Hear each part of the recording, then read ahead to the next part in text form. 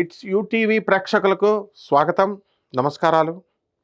మనము ఈ వీడియోలో ఈ 2026 సంవత్సరంలో ద్వాదశ రాశుల వారికి అందరికీ కూడా ఏ విధంగా ఉండబోతోంది అనేది ప్రొఫెసర్ డాక్టర్ ముల్లపూడి సత్యనారాయణమూర్తిని నేను మీకు తెలియజేస్తున్నాను. 2026 సంవత్సరంలో మనము ఈ మేషరాశిని కనుక తీసుకున్నట్లయితే కంప్లీట్గా ఈ సంవత్సరం అంతా కూడా జనవరి 1 నుంచి డిసెంబర్ 31వ తేదీ వరకు మేషరాశి వారికి రాశి ఫలాలు ఎలా ఉంటాయో మనము ప్రొఫెసర్ డాక్టర్ ముల్లపూడి సత్యనారాయణమూర్తి అని వీడియోలో చెప్దాం. ఇక్కడ మనము మేషరాశిని తీసుకున్నప్పుడు ఆదాయాలు ముఖ్యంగా మనం చూసుకుంటాం.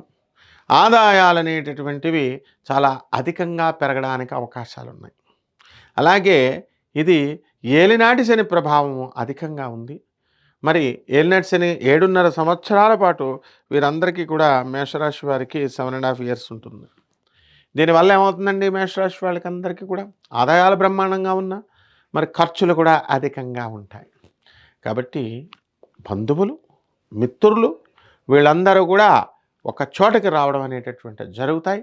వీళ్ళు బ్రహ్మాండంగా వాళ్ళందరికీ కూడా ఆదరణ చూపిస్తారు, బ్రహ్మాండమైనటువంటి పేరు తెచ్చుకుంటారు. అయితే మరి శని డ్యూటీ శని చేయాలి కదా. ఏలినాటి శని అంటే ఏంటి?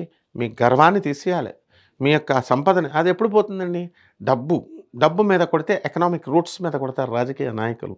ఇప్పుడు సీఎంలు వాళ్ళు ఏం చేస్తారు, పిఎంలు ఎవరైతే పార్టీలో కొంచెం అటు ఇటు చేస్తున్నారు అనుకోండి, ఎమ్మెల్యేలు కానీ ఎంపీలు కానీ ఒక తొక్కుతారు వాళ్ళ బిజినెస్ల మీద, టైట్ అయిపోతారు. ఆ విధంగా శనీశ్వరుడు కూడా ఏం చేస్తాడండి, మీ ఆరోగ్యం మీదకి వస్తాడు, లేదా మీ ఎకనామిక్ డబ్బు మీదకి వస్తాడు.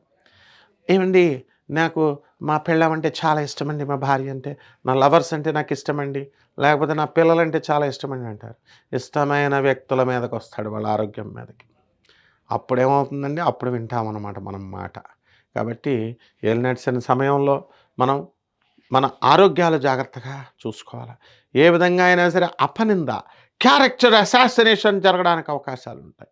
కాబట్టి మీరు ఎంత మంచిగా ఉన్నప్పటికీ కూడా మీ పూర్వజన్మ కర్మ వలన ఏమవుతుందండి, కొన్ని నీలాప నిందలు మీరు పడాల్సినటువంటి అవసరం ఉంది.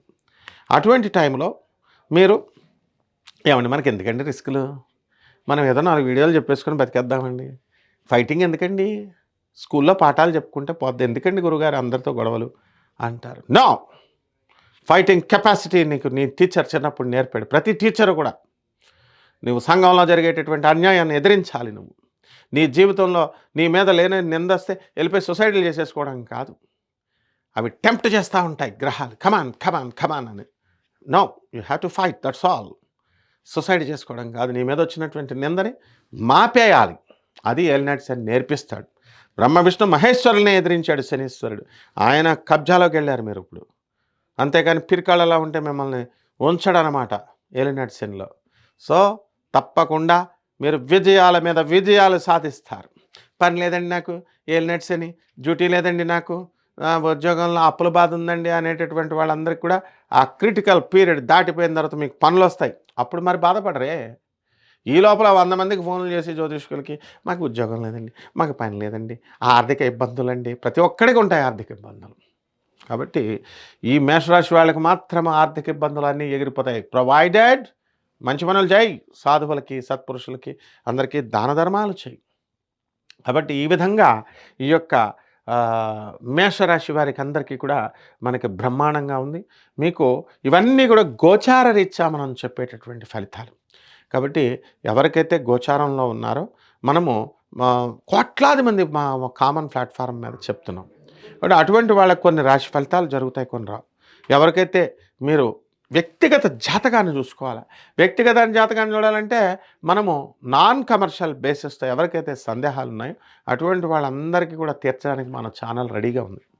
అంటే వ్యాపార దృక్పథంతో కాకుండా చక్కగా చెప్పడానికి. కాబట్టి ఈ యొక్క రాశి వారికి అందరికీ కూడా ఏం జరుగుతుందండి అని అంటే, ఈ మేషరాశి వారికి బద్ధకం ఎక్కువగా ఉంటుంది, పనులు లేటుగా అవుతున్నాయి, రేపు మొదలెడదామనే పనికి ఏదో ఒక అవరోధం, వేరే వాళ్ళు రావడం, బంధువులు, ఏ విధంగా పనులన్నీ కూడా డిలే అవడం అనేటటువంటివి జరుగుతున్నాయి.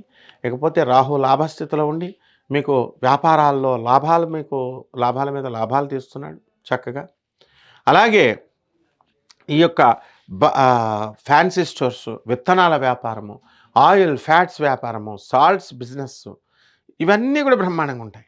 ఇవన్నీ ఉన్నప్పటికీ కూడా ఖర్చు అధికంగా ఉండడం వల్ల గురుగ్రహం మనకి అర్ధాష్టమ గురుడు వచ్చిన తర్వాత మీకు ఉద్యోగాలలో ట్రాన్స్ఫర్స్ అనేటటువంటివి, స్థానచలనం అనేటటువంటిది రావడానికి అవకాశాలు ఉంటాయి.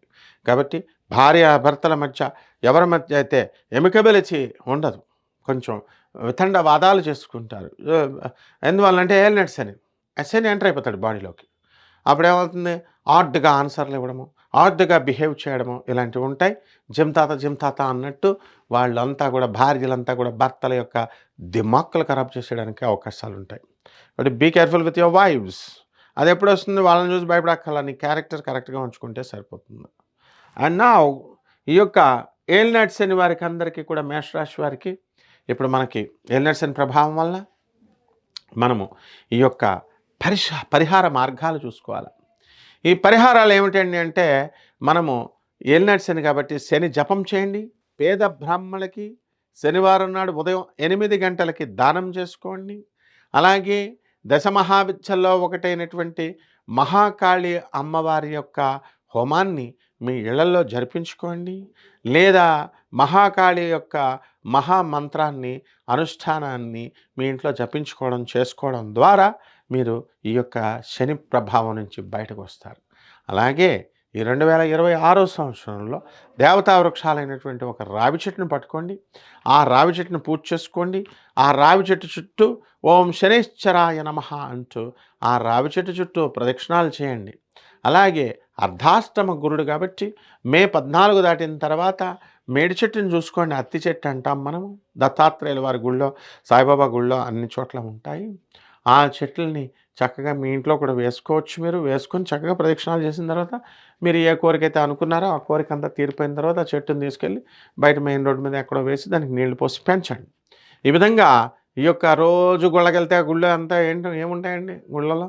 ప్రతి ఒక్కడు ఎవడైనా దేవుడి మీద భక్తితో వెళ్తాడా? ఎక్కడో 0.0001% వెళ్తారు.